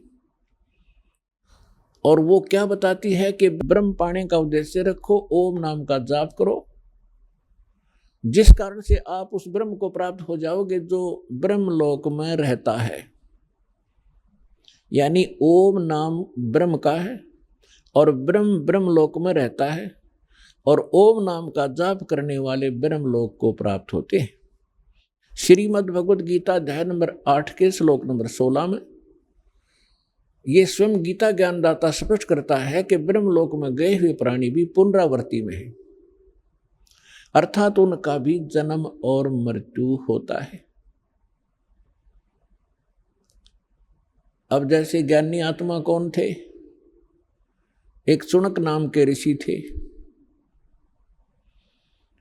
एक चुनक नाम के ऋषि थे। परमात्मा पाने के उद्देश्य से उन्होंने वेदों को पढ़ा, और जैसा भी ब्रह्मा जी से या मनु जी से अन्य जितने भी ऋषि हुए सभी नकली थे, इनको वेद ज्ञान नहीं था। पुण्यात्माओं, आज बुद्धिमान समाज हो गया, इसलिए दास ये शब्द कहने में सफल हो रहा है, क्योंकि हमारे सदग्रंथ गवाह हैं। और ऐसे इंस्ट्रूमेंट परमेश्वर ने उपलब्ध करा दिए आपके लिए कि इन दुष्ट लोगों का अब दाव लग नहीं रहा। ये शर पटक रहे हैं पागल कुत्ते की तरह। अब भी चाह रहे हैं कि जनता को बरगला दें, हमारे धंधे चलते रहें। लेकिन परमात्मा ने सबसे पहले उपकार ये किया आपके ऊपर कि आपको शिक्षित किया, और फिर ऐसे उपकरण बनवाए। न ये मनुष्य मेड नहीं है, ये मनुष्य की बुद्धि के सत्र का काम नहीं है। इंटरनेट लगाना, टीवी चैनल बनाना, ये अभी 10 वर्ष से क्यों हुए, 15 वर्ष से पहले ना थी ये कभी। केवल आपके ऊपर रहम किया दाता ने, वो समर्थ शक्ति है, उन्होंने इस समय ये काम करना ही करना था। तो दास ने ये कहा कि आज तक जितने भी ऋषि महर्षि हुए हैं ये सभी अज्ञानी थे, इनको कख भी पता नहीं था वेदों और गीता और हमारे सदग्रंथों का। ये समय रह रह कर आपको बहुत बार प्रमाणित भी किया, समय आने पर इस सत्संग के दौरान भी समय लगा तो प्रमाण दिखाएंगे। आज का जो विषय है वो अलग है। तो चुनक नाम का ऋषि था, उन्होंने वेदों में पढ़ लिया। यजुर्वेद अध्याय नंबर 40 के मंत्र नंबर 15 में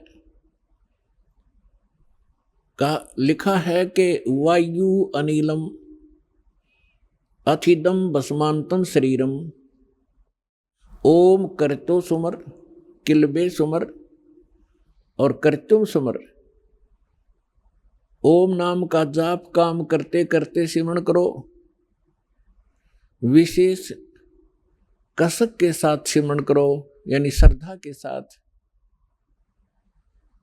और मनुष्य जीवन का प्रथम कर्तव्य जानकर ओम नाम का जाप करो। अब यहां इन ऋषियों ने इससे निष्कर्ष निकाल दिया कि उस पूर्ण परमात्मा का ओम मंत्र है, क्योंकि वेदों में और अन्य कोई मंत्र का निर्देश संकेत नहीं है, स्पष्ट नहीं है। इसलिए इन्होंने यजुर्वेद अध्याय नंबर 40 के मंत्र नंबर 15 से ओम नाम ले लिया और ये पूर्ण ब्रह्म का मान लिया।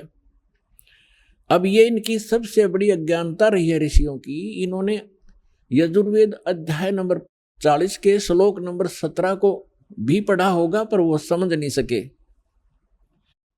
उसमें वेद ज्ञानदाता कहता है कि वो पूर्ण परमात्मा, पूर्ण ब्रह्म, पूर्ण पुरुष वो तो गुप्त है, परोक्ष है। और मैं ब्रह्म हूं, मेरा ओम नाम है, और मैं ब्रह्मलोक रूपी दिव्य आकाश में रहता हूं। जैसे आसी के अंदर, ये आसी गांव है, ये शहर है आसी, वहां पर बोर्ड लगा हुआ है कि बरुवाला 30 किलोमीटर। अब कोई अनजान व्यक्ति ये समझ बैठे कि इस बोर्ड पे लिखा बरुवाला, और वहीं बैठ जा थैला धर के कि आ गया बरुवाला।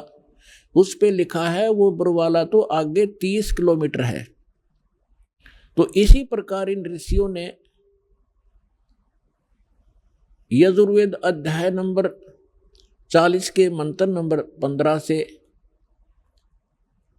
ये मान लिया कि ये पूर्ण परमात्मा का है, लेकिन उन्होंने आगे नहीं देखा कि 30 किलोमीटर और भी लिख रखा है। वो तो आगे है, वो तो हांसी तहसील है, हांसी शहर है। तो उसमें यजुर्वेद अध्याय नंबर 40 के श्लोक नंबर मंत्र नंबर 17 में स्पष्ट किया हुआ है कि वो परमात्मा तो गुप्त है और मैं ब्रह्म हूं, मेरा ओम नाम है, मैं ब्रह्मलोक में रहता हूं। और यजुर्वेद अध्याय नंबर 40 के श्लोक नंबर 10 में स्पष्ट किया हुआ है, वेद ज्ञानदाता कहता है कि कोई परमात्मा को संभुहात बोलता है। संभुहात माने जन्म लेता है, श्री राम और श्री कृष्ण के रूप में। और कोई असंभुहात कहते हैं कि वो कभी जन्म ही नहीं लेता, अजन्मा है, अदृश्य है, निराकार है, वो कभी जन्मता ही नहीं। उसमें स्पष्ट किया है कि वो परमात्मा जन्म लेता है या नहीं लेता है, किस स्वरूप में है, कैसा है, कैसे मिलता है, उसकी जानकारी तत्वदर्शी संत बताते हैं, उनसे सुनो। तो क्या ये इन्होंने संस्कृत तो पढ़ी थी ऋषियों ने, ये नहीं देखा कि वो फिर कोई और इनसे भी अलग कोई संत है, वो और ज्ञान है। श्रीमद् भगवद गीता अध्याय नंबर 4 के श्लोक नंबर 32 में स्पष्ट किया हुआ है कि अर्जुन, जो मैंने अभी अध्याय नंबर 4 के श्लोक 25 से लेकर 31 तक जो भी साधनाएं, जैसा भी कोई कर रहा है, कोई योग साधना करता है, कोई देवताओं की पूजा करता है, कोई स्वाध्याय ही करता है, जैसे गीता का पाठ कर लिया, वेदों का कोई मंत्र जाप कर लिया, ये सब अपनी अपनी साधनाओं को पापनाशक जानते हैं। लेकिन चौथे अध्याय के 32वें श्लोक में कहा है कि इन यज्ञों की जानकारी, यज्ञ माने धार्मिक अनुष्ठानों की, सच्ची भक्ति की जानकारी सच्चिदानंद घन ब्रह्म ने अपने मुख कमल से बोली है, वो वाणी उसके अंदर विस्तार के साथ कही गई है, वो तत्व ज्ञान है। यहां इन अनुवादकर्ताओं ने, गीता अनुवादकों ने एक बहुत भारी भूल कर रखी है। गीता अध्याय नंबर 4 के श्लोक नंबर 32 में एक ब्रह्मणे मुखे शब्द है। यहां इन्होंने ब्रह्मणे का अर्थ कर दिया वेद की वाणी, ब्रह्मणे मुखे। वेद की वाणी तो गीता ज्ञानदाता वेदों वाला सारांश तो बोल ही रहा है, वेद की वाणी कहाँ रही। और वेद खुद कहते हैं उसमें वो कोई और संत है और ही ज्ञान बतावेगा, उससे सुनो। तो उसमें बताया है कि वो ब्रह्मणे मुखे का अर्थ है, ब्रह्मणे माने सच्चिदानंद घन ब्रह्म, यानी परम अक्षर ब्रह्म, पूर्ण परमात्मा इस धरती पर आते हैं अपने मुख कमल से। स्वयं ही वो यथार्थ ज्ञान अपने द्वारा रची हुई सृष्टि को सही सही बताते हैं, और यथार्थ साधना, धार्मिक अनुष्ठानों की जानकारी भी वो स्वयं ही बताते हैं, बोल बोल के सुनाते हैं। वो सच्चिदानंद घन ब्रह्म की वाणी कहलाती है, वो तत्व ज्ञान है। इब गीता अध्याय नंबर 17 के श्लोक नंबर 23 में भी यो ब्रह्मणे शब्द है। वहां इन अनुवादकों की बुद्धि विचलित नहीं हुई, वहां अर्थ ठीक कर दिया। ओम तत्सत इति निर्देश ब्रह्मणे त्रिविध समर्थ ब्राह्मणा तेन वेदा च यगा विहिता पुरा। उसमें ये ब्रह्मणे शब्द है, वहां इन्होंने सही अर्थ किया है। ब्रह्मणे माने सच्चिदानंद घन ब्रह्म, यानी पूर्ण परमात्मा, परम अक्षर ब्रह्म की साधना का, उसकी प्राप्ति के लिए 3 मंत्र के जाप का निर्देश है। ओम तो ये ब्रह्म का, सरपुरुष का, और तत् ये सांकेतिक है, और सत्य भी कोड वर्ड है। तत् जो है ये अक्षर पुरुष का है, और सत जो गुप्त है वो परम अक्षर ब्रह्म सच्चिदानंद घन ब्रह्म का मंत्र है। इन तीनों के मंत्र के जाप से उस परम अक्षर ब्रह्म की प्राप्ति होती है। तो जो दास आपको बताने जा रहा था कि आप कितने पुण्यकर्मी प्राणी हैं और कितने पूर्व जन्म के शुभ संस्कारों से युक्त हैं, जो आप सतलोक आश्रम बरवाला जिला हिसार हरियाणा में पहुंचे। उसके लिए सब भूमिका बता रहा हूं आपको, इतना प्रमाण दे करके आपकी बुद्धि सेट होएगी कि सचमुच हमारा कोई सौभाग्य ही उदय हुआ है, शुभ कर्म ही हमारे साथ है जो ऐसे पवित्र स्थल पर लाया है। अब गीता अध्याय नंबर 4 के श्लोक नंबर 32 में तो स्पष्ट कर दिया कि उस सच्चिदानंद घन ब्रह्म ने अपने मुख कमल से जो ज्ञान दिया वो यथार्थ ज्ञान है, उसको तत्व ज्ञान कहते हैं। चौथे अध्याय के 34वें श्लोक में कहा कि उस तत्व ज्ञान को तू तत्वदर्शी संतों के पास जाकर समझ। जो परमात्मा आकर ज्ञान देता है वो मुझे ज्ञान नहीं। कौन कहता? गीता ज्ञानदाता श्री ब्रह्मा श्री विष्णु श्री शिव जी के पूज्य पिताजी। और उस ज्ञान को किसी तत्वदर्शी संत से पूछो तो इससे सिद्ध है कि वो वेद ज्ञान से भी भिन्न ज्ञान है और गीता के ज्ञान से भी वो भिन्न है। नहीं तो गीता जी में एक अध्याय और लिख देता हो कि ये है वह तत्व ज्ञान, 19वां अध्याय और बना देते। नहीं, उनको पता नहीं। तो उसको तत्वदर्शी संत ही बताते हैं। अब तत्वदर्शी संत की पहचान बताई है 15वें अध्याय के प्रथम मंत्र में श्रीमद् भगवत गीता में, कि जो संत इस उल्टे लटके हुए संसार रूपी वृक्ष के पत्तों से लेकर मूल तक विस्तार से बताता है, भिन्न भिन्न बताएगा, स वेदवित वो तत्वदर्शी संत है। वह वेद के तात्पर्य को जानने वाला है। तो परमेश्वर स्वयं आते हैं, जैसे अभी आपको बताया कि सच्चिदानंद घन ब्रह्म यानी पूर्ण परमात्मा अपने मुख कमल से ही यथार्थ ज्ञान बताते हैं। उन्होंने 600 वर्ष पहले यह ज्ञान कहा था कि अक्षर पुरुष एक पेड़ है। जैसे आपको बहुत बार पेड़ का चित्र दिखाया है, संसार रूपी वृक्ष का, जो जमीन से बाहर दिखाई देता उसको वृक्ष बोलते हैं, पेड़ बोलते हैं। तो परमात्मा ने स्वयं आकर इस संसार रूपी वृक्ष के विषय में जानकारी दी थी, क्योंकि वो सृष्टि रचनहार हैं। 600 वर्ष पहले जिनको अज्ञानी और अशिक्षित कहा जाता था, जुलाहा धाणक एक शूद्र नाम से पुकारा जाता था, वो परम पिता थे, वो परम अक्षर ब्रह्म थे। हमारी बुद्धि बालकों वाली है, हम भगवान को समझ नहीं पाए। और विशेष रोल रहा हमारे धर्म गुरुओं का, जिन्होंने हमारे अंदर आंखों में अज्ञानता का मोतिया बिंद कर दिया था। उस समय 600 वर्ष पहले परमात्मा कबीर जी ने कहा था कि अक्षर पुरुष एक पेड़ है, सरपुरुष वाकी डार, सरपुरुष कहो ज्योत निरंजन कहो, और तीनों देवा शाखा हैं, ये पात्र रूप संसार है। और मूल स्वयं है। वो मूल बताने के लिए इस दास की सेवा दी है कि वो मूल कौन है। गीता अध्याय नंबर 15 के श्लोक नंबर 16 और 17 में 3 पुरुष हैं, सरपुरुष अक्षर पुरुष। और 17वें श्लोक में कहा कि उत्तम पुरुष तो अन्य परमात्मा इति उदाहरत है, यह लोकतरम आविष्य विवर्ती अवैश्वर है। वो परम अक्षर ब्रह्म है और वही तीनों लोकों में प्रवेश करके सबका धारण पोषण करता है। वो वास्तव में अविनाशी भगवान है। तो कहने का तात्पर्य यह है कि फिर तत्वदर्शी संत की पहचान क्या है। प्रथम पहचान तो यह है कि सतगुरु के लक्षण कहूं मधुरे बैन विनोद, 4 वेद 6 शास्त्र वो कहे 18 बोध। यानी वो परमात्मा का जो कृपा पात्र होगा वही सतगुरु होते हैं और वही तत्वदर्शी संत होते हैं, और वो सभी सदग्रंथों के यथार्थ ज्ञान से युक्त होते हैं। तो परमात्मा तो सारे सब कुछ जानकार हैं, सर्वज्ञ हैं, और फिर इस दास को वो ज्ञान युक्त बनाकर आप पुण्यात्माओं पर मेहर की परमेश्वर ने। अब जो प्रसंग चल रहा है, तो इन ऋषि महर्षियों ने वो तत्वदर्शी संत सतगुरु नहीं मिले, और इन्होंने स्वयं निष्कर्ष निकाल लिया कि ओम नाम का जाप सबसे उत्तम है और यही परम मंत्र है। इन्होंने आसी को बरवाला मान लिया और बोर्ड के पास बैठ गए। आगे नहीं पड़ा कि 30 किलोमीटर और है आगे, वो है वस्तु जहां सत्संग होता है। अब दया करी है दाता ने इस दास के ऊपर कि 30 किलोमीटर आगे ये रास्ता है और वहां ऐसी सुविधाएं प्राप्त हैं, ऐसा ज्ञान प्राप्त है। तो क्या है वो, तो इन ऋषियों को ज्ञान हुआ नहीं। चुनक जैसे ऋषि, वो महापुरुष परमात्मा पाने के लिए तड़प उठे। उनको ये ज्ञान हो गया कि इन देवी देवताओं की पूजा से कोई बनने वाला नहीं है, और उनको ये ज्ञान हो गया कि पूर्ण परमात्मा से ही पूर्ण मोक्ष होगा।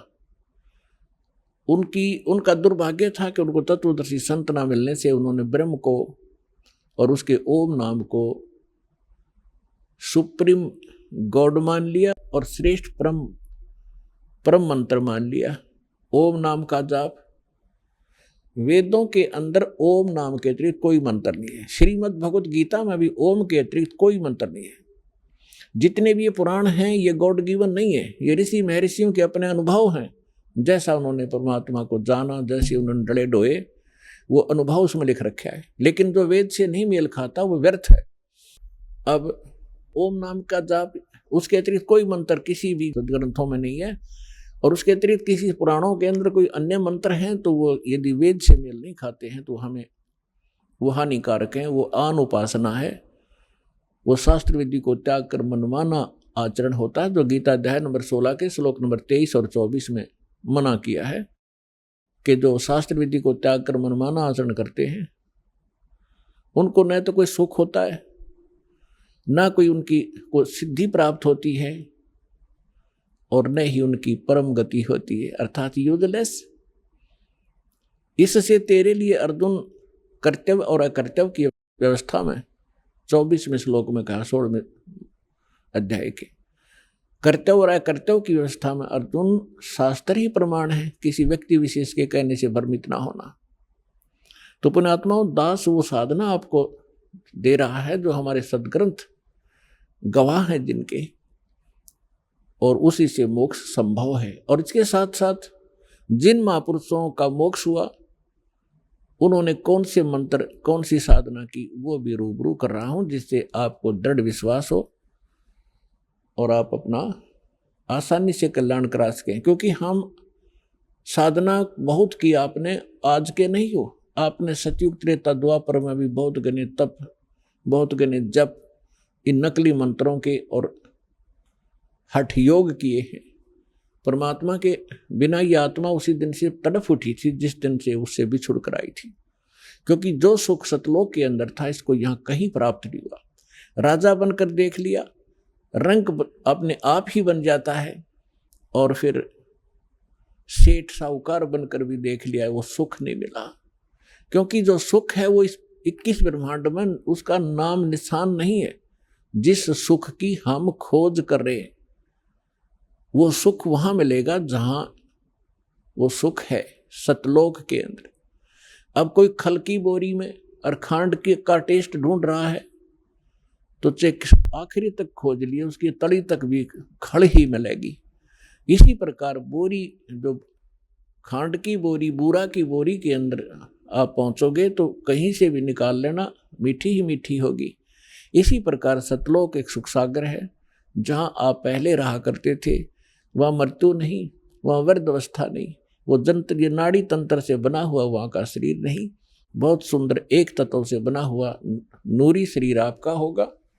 सदा युवा रहोगे, मृत्यु नहीं होती, परिवार ज्यों का त्यों होगा, उसकी डुप्लीकेट ज्यों की तो नकल है ये सृष्टि यहाँ की। लेकिन ये मिट्टी से बने हुए खिलौने हैं, वो अजरो अमर शरीर प्राप्त होंगे आपको, और आप ऐसे ही प्राप्त थे पहले। अपनी गलती से हम यहाँ फंस गए, अब आपको पता चलेगा कि हम कैसे फंसे। जैसे सृष्टि रचना में दास आपको सुनाता है, जो परमेश्वर ने स्वयं आकर हमें यहाँ सुनाई और बताई है। अब जो प्रसंग चल रहा है कि इन ऋषियों ने जो डले ढोए, इनको सतगुरु नहीं मिले। इन ऋषियों ने जो साधनाएं की एक तो वेदों को आधार माना और वेदों को समझ नहीं सके, क्योंकि परमेश्वर ने आकर स्वयं बताया है कि गुरु बिन काहुन पाया ज्ञान, जो थोथा बुस छड़े मुहुड किसाना। गुरु बिन वेद पढ़े जो प्राणी, समझन सार रहे अज्ञानी। ये जितने भी ऋषि थे इनको सतगुरु मिले नहीं, इन्होंने वेदों को सब पढ़ा लेकिन ये सार नहीं समझ सके इस वेदों का, इसलिए आज तक ये अज्ञानी स्वयं रहे और अपने फॉलोअर को भी उसी अज्ञान से परिपूर्ण कर दिया, और जिसका खामियाना आज तक ये मानव समाज भोग रहा है, भर रहा है। परमात्मा आए, उनको रिजेक्ट करवा दिया नकली ऋषि, महर्षि और मंडलेश्वरों ने, ये कहकर के ये ज्ञानी है, अशिक्षित है, क्या जाने वेदों और ग्रंथों के गूढ़ रहस्यों को, संस्कृत आती नहीं, और वो संस्कृत के मास्टर कहलाते थे। पुण्यात्माओं, भाषा का जो योगदान है वो सीमित है। अब कोई संस्कृत भाषा जानता है तो इंग्लिश नहीं आती तो अविद्वान हो गया वो, और परमात्मा सर्व भाषाओं की ज्ञाता है। वो चींटी और जितने भी पशु पक्षियों की भाषा भी समझते हैं, मनुष्यों की तो भाषा बात छोड़ो। तो उन्होंने जो ज्ञान दिया था वो हमें स्वीकार्य नहीं होने दिया गया, और वही ज्ञान दया करके परमात्मा लिखवा गए अपनी प्यारी आत्मा धर्मदास जी से, और वो आज हमारे लिए प्रमाण है। उनके अंदर लिखा हुआ वही ज्ञान आज हमारे उन आदरणीय सदग्रंथों में विद्यमान है जिनको हम सत्य माना करते थे, सर्वोद्धार्य मानते थे, वेद गीता पुराणों के अंदर। तो वो भगवान थे अशिक्षित होते हुए, और इन सब ग्रंथों के अंदर का ज्ञान वो हमें बताकर चले गए सिंपल लैंग्वेज में। तो वो भी भाषा है, एक संस्कृत भी भाषा है। भाषा का काम अपने विचारों को दूसरे तक पहुंचाना मात्र होता है। अब जैसे संस्कृत भाषा में सभी जो हमारे पूर्व के धर्मगुरु थे, हिंदू धर्म के धर्मगुरु, वो केवल संस्कृत भाषा ही बोला करते थे। सदग्रंथों को उन्होंने रट रखा था, चारों वेदों को भी घोट लिया था, चतुर्वेदी कहलाते थे। 3 वेदों को भी कंठस्थ याद कर लिया था, त्रिवेदी कहलाते थे। लेकिन कख भी पता नहीं था, वो तो गधे की तरह लद्दे अंडे थे। जैसे परमात्मा कहते हैं, पीठ मनुखा दाखल दिए, कर्रा खात बबूल। जैसे ऊंट के ऊपर मनुखा दाख लाद रखी थी, और वो स्वयं झाड़ों में मुंह फुड़वा रहा है, और उसके पीठ के ऊपर कितनी अनमोल वस्तु रखी है, कितनी मीठी वस्तु रखी है, उसका उसे ज्ञान नहीं। इसी प्रकार हमारे जितने धर्मगुरु थे, इन सदग्रंथों को ये कंठस्थ याद कर लिया करते थे, लेकिन खाते थे झाड़ बोझड़े, यानी आन उपासना ही किया करते थे। अब जैसे ये हठ योग जो तप किया इन ऋषियों ने, ये कहाँ से बकवाद भाई इनको।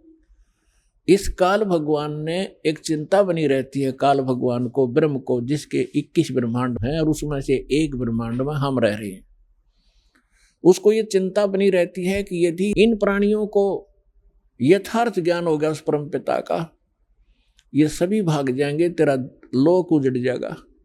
इसलिए इसका भरसक प्रयत्न रहता है कि इनको मिसगाइड रखूं और कोरी बकवाद भरवा दूं।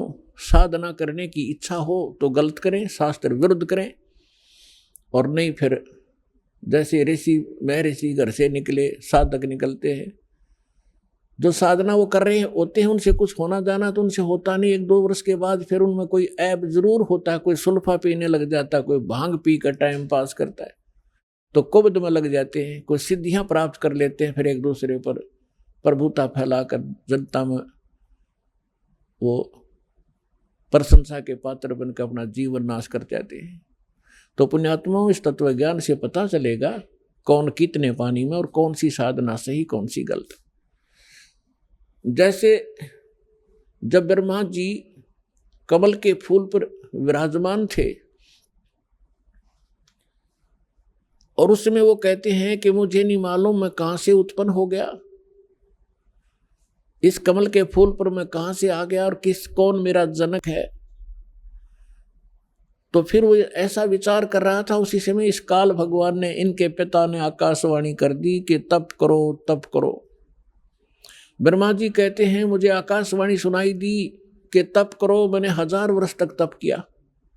ये तप करवा कर सिद्धियां प्राप्त करवा लेता है, और जैसे बैटरी चार्ज कर ली तप करके, और फिर आगे फिर दूसरी बार फिर 1000 वर्ष जब तप कर लिया ब्रह्मा जी ने, फिर दूसरी आकाशवाणी कर दी कि सृष्टि करो। सूक्ष्म वेद में कहा है कि तपो तपो कर वाक्य सुनाया, लोक रचो बल मेरी माया। पहले तो कहा तप करो तप करो, जब तप कर लिया, जब कहा कि सृष्टि रचो, तो ब्रह्मा जी ने उस आकाशवाणी जो काल ब्रह्म की थी उसको पूर्ण परमात्मा की मान ली, क्योंकि इनको पता था नहीं कख भी कौन भगवान है, कैसा है। आज तक इनको परमात्मा का कोई साक्षात्कार नहीं हो लिया है। वेदों से तो ओम नाम ले लिया इन्होंने, और ब्रह्मा जी ही इस सृष्टि के अंदर काल सृष्टि में सबसे बड़े विद्वान माने जाते हैं, और उन्हीं को वेदों का ज्ञाता माना जाता है। अब अन्य जिस भी ऋषि को, मनु को या वासिष्ठ को, जिसको भी उस ब्रह्मा जी ने जैसा ज्ञान दिया, तो उसमें से एक तप भी साथ जोड़ दिया सभी ने कि ब्रह्मा जी को आकाशवाणी हुई थी कि तप करो। ये तप ले लिया चुनक ऋषि ने ब्रह्मा जी का मौखिक, तब तक तो वेद प्राप्त भी नहीं हुए थे। उसके बाद फिर सागर मंथन हुआ था जब चारों वेद प्राप्त हुए थे। वैसे कंप्लीट जो वेद थे ये 5 थे। इस काल भगवान को 5 परमात्मा ने वहां से फैक्स कर दिए इसकी अंतःकरण में, फिर इसके श्वासों के द्वारा ये बाहर निकले थे सागर के ऊपर, और सुसज्जित बहुत सुंदर थालियों के अंदर आए थे। तो इस ज्योत निरंजन ने वो चारों पढ़े, 5 पढ़े इसने, तो 5वें जो वेद था उसके अंदर उस परमात्मा का विशेष ज्ञान था। तो इसको चिंता बन गई कि उस परमात्मा की इस प्रकार जानकारी प्राणियों को होगी, ये सब भाग जाएंगे। उसने 5वां वेद छुपा दिया और 4 वेद अपने पुत्र ब्रह्मा को दे दिए, सागर मंथन के समय अपनी श्वासों से छोड़ दिए, और 5वां गुप्त कर लिया। उसकी अक्षति पूर्ति करने के लिए स्वयं परमेश्वर को आना पड़ता है, उस 5वें वेद को, तत्व ज्ञान को बताने के लिए। तो जो दास आज कंसेप्ट क्लियर करने जा रहा है कि आपको वो स्थान मिला, आपको तत्व ज्ञान मिला, तो आप कितने शुभ संस्कारी प्राणी हो। सभी बहन भाई बुजुर्ग बेटी माई बाई सभी जो यहाँ पहुंचे, चाहे कोई दुख में आ रहा है, चाहे कोई ज्ञान समझ के आया है, या किसी भाई बहन के कहने से इस पवित्र स्थल पर पहुंचा है, तो यहाँ आने के बाद अपने आप इस रंग में रंग ही जाता है 1-2 बार सत्संग सुनने के बाद। आज सब बुद्धिमान समाज है, तो जो प्रसंग चल रहा है हम उसी पर आते हैं।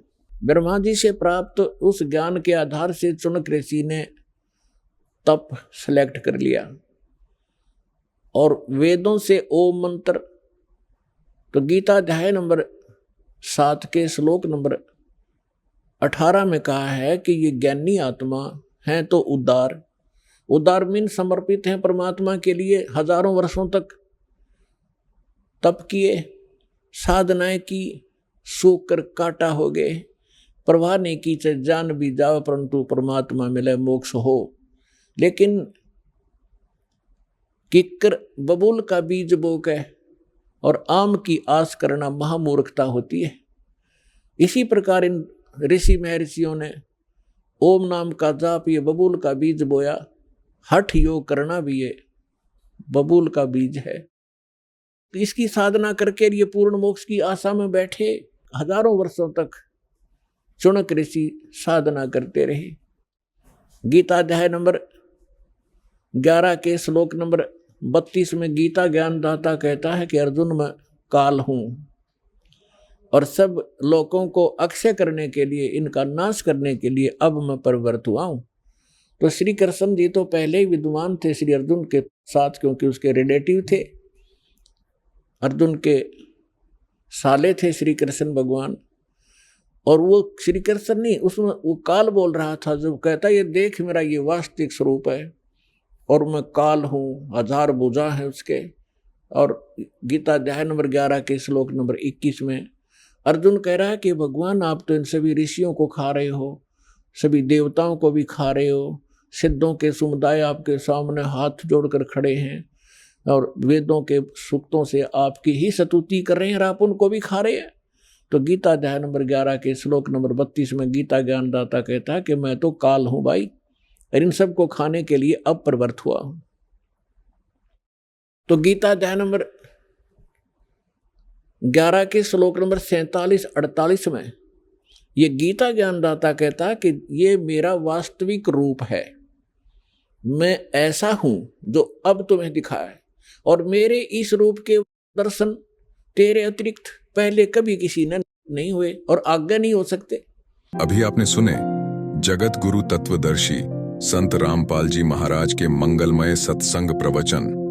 आइए अब सुनते हैं उन भक्तों के अनुभव जिन्होंने संत रामपाल जी महाराज के प्रमाणित ज्ञान से प्रभावित होकर नाम दीक्षा लेकर अनेकों लाभ प्राप्त किए। नमस्कार जी। सत साहेब जी। क्या नाम है जी आपका? मेरा नाम ब्रज किशोर दास है। सर कहाँ से हैं आप? हम औरंगाबाद बिहार के रहने वाले हैं। संत रामपाल जी महाराज से नाम दीक्षा आपने कब ली?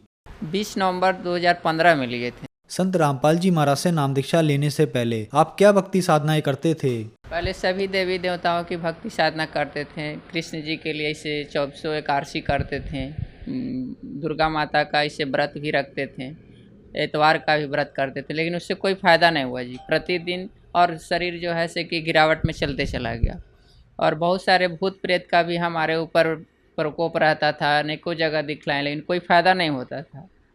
अनेकों जगह भारत के सभी मुख्य जो डॉक्टर होते थे, जैसे बनारस का PMCH पटना का है, दिल्ली एम्स का है, नासिक में भी बहुत सारे, यहाँ तक कि रामदेव स्वामी जी से भी जाकर के वहाँ भी बहुत से योगा वाला भी किए हैं और उनका भी दवा खाएं, लेकिन कोई लाभ नहीं हुआ जी।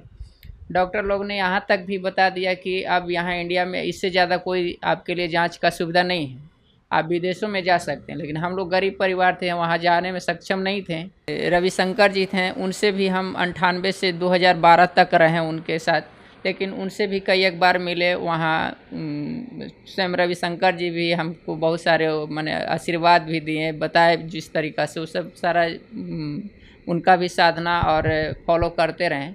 लेकिन हमको पेट दर्द और जो भी शिकायत था बीमारी, उसमें कोई लाभ नहीं हुआ जी। इसके बाद आसाराम जी से भी पटना में एक बार आए थे, तो वहाँ भी गए थे सब मैंने कुछ के कहने और अथी से, तो जाने के बाद वहाँ भी ऐसा लगा कि इनसे शायद ले लेंगे तो हमारा कुछ समस्या का समाधान होगा। लेकिन 1-2 महीना तक उनका भी किए, लेकिन कोई लाभ नहीं हुआ। तो उनका फिर आत्मा स्वीकार नहीं किया, फिर सब पूजा पाठ जितने भी थे सभी गुरुओं को हम त्याग दिए जी। घर में इतना तक भी कहते थे कि कोई जिसे महीना में एक आध बार पूर्णमासी का होता था तो किसी होम जाप करने के लिए, तो हम कहें कि अब हमारा इच्छा नहीं है किसी भी देवी देवता का पूजा करने का। इतना करने के बाद भी हम दिन प्रतिदिन और सेहत खराब होते जा रहा है एकदम, बिल्कुल अंतर दिल से सभी देवी देवताओं को हम पूजा त्याग दिए थे जी। तो फिर क्या कारण बना कि आप संत रामपाल जी महाराज की शरण में आए? सर जी, एक हमारे परिचित के थे, जब हम कुछ दिन गीता जी का अध्ययन करते थे, जब टाइम मिलता था, तो गीता जी के पढ़ते समय में एक परिचित के लोग आए, वो बोले कि से आप गीता जी इतना पढ़ते हैं तो इसमें 2-4 ऐसे प्रश्न पूछें कि गीता जी का किसने उपदेश दिए, और उसमें ब्रह्मा विष्णु महेश की पूजा के लिए इस तरह से मैंने बताएं कि नहीं करना चाहिए। तो हमने उनसे कुछ वाद विवाद किए, उन्होंने उसी में दिखाए, तो हमको तो बिल्कुल ही होश उड़ गया कि हम जिसकी पूजा करें उसमें तो इतना सारा चीज़ इसमें वर्जित किया हुआ, उसके लिए मैंने राक्षस बहुत तरह के बुरे शब्दों से नवाजा है। तो उसको देखने के बाद हमको किसी भी देवी देवता में बिल्कुल ही आस्था नहीं रहा।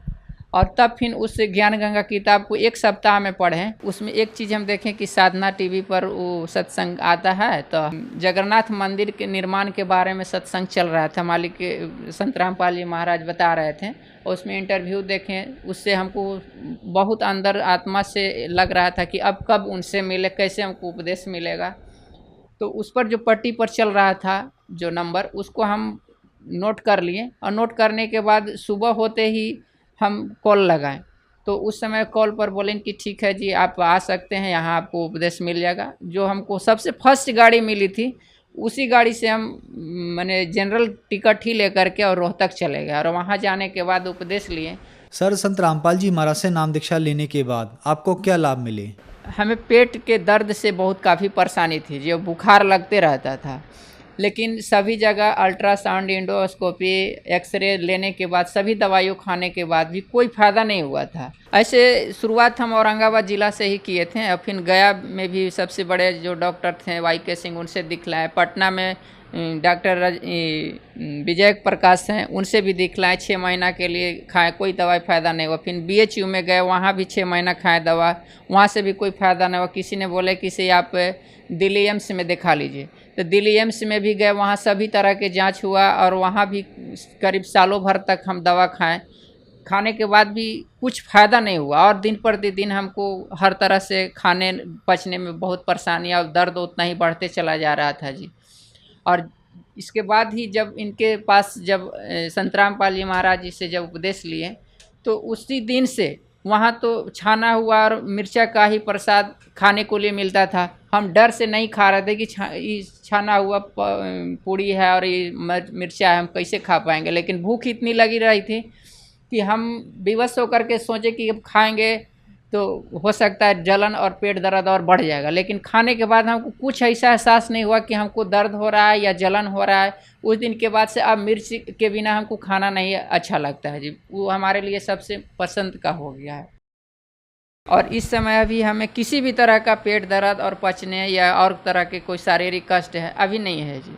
पहले से आर्थिक लाभ में जितना भी कमाते थे सभी जादू जंतर या भूत प्रेत के दिखाने में और डॉक्टरों के पास जो भी कमाते थे उससे ज़्यादा कभी कर्ज ले करके खेत तक भी बेच करके हमने इलाज कराया है जी। और आज के डेट में संत रामपाल जी महाराज के शरण में आने के बाद सब बीमारी ठीक हो गया जी। और आज हम जो भी घर पर खेती बाड़ी या अपना जो क्लिनिक चलाते हैं उससे बहुत अच्छी से हम सभी परिवार शांतिपूर्वक जीवन बिता रहे हैं जी। तो जो दर्शक आज आपको टीवी पर देख रहे हैं और वो दर्शक भी संत रामपाल जी महाराज से नाम दीक्षा लेना चाहते हैं तो कैसे ले सकते हैं? सर जी, हम इसके बारे में ही सभी जनता या सभी व्यक्तियों से प्रार्थना कर सकते हैं कि जो भी किसी भी तरह से प्रेत बाधा या शारीरिक कष्ट या किसी भी तरह के भयंकर से भयंकर बीमारी या जो जिसको असाध्य बीमारी भी कहते हैं जी, वो अगर संत रामपाल जी महाराज से की शरण में आकर के सद्भक्ति अगर करें तो उनका भी इसी तरह से सभी लोगों को यहाँ आने के बाद सबका इस बीमारी और कष्ट का निवारण होता है। और सबसे बड़ी इस बीमारी से बड़ा है कि जो जन्म मरण का जो चक्कर चल रहा है, जो मोक्ष की बात है, वो और कहीं नहीं, सिर्फ संत रामपाल जी महाराज के अतिरिक्त इस दुनिया में कोई नहीं है जी। पूरे संत जो तत्वदर्शी संत हों जिनसे कि मोक्ष हो, एकमात्र तत्वदर्शी संत रामपाल जी महाराज ही हैं और इनके शरण में आए और अपना जीवन का कल्याण कराएं। संत रामपाल जी महाराज का अनेकों चैनलों पर इनका प्रोग्राम आता है, सत्संग आता है और सत्संग चलते समय नीचे पीली पट्टी पर बहुत से उसका 2-3 नंबर आते हैं, उसके नंबर पर संपर्क करके इनके जहाँ भी फॉलोअर्स हैं उनसे संपर्क करें और नज़दीकी जो नामदान सेंटर है वहाँ पर अपना नाम उपदेश ले सकते हैं। धन्यवाद सर। सत साहेब।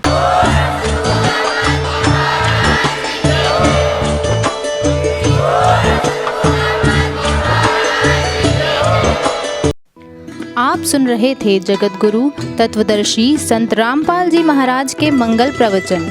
अधिक जानकारी के लिए संपर्क करें